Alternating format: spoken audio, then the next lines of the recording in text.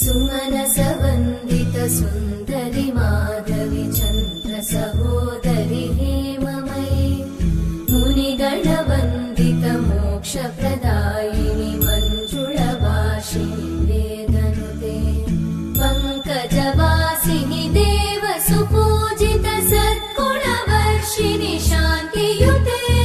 जय जय हे मधुसूदन कामिनि आदिलक्ष्मि जय पालय माम्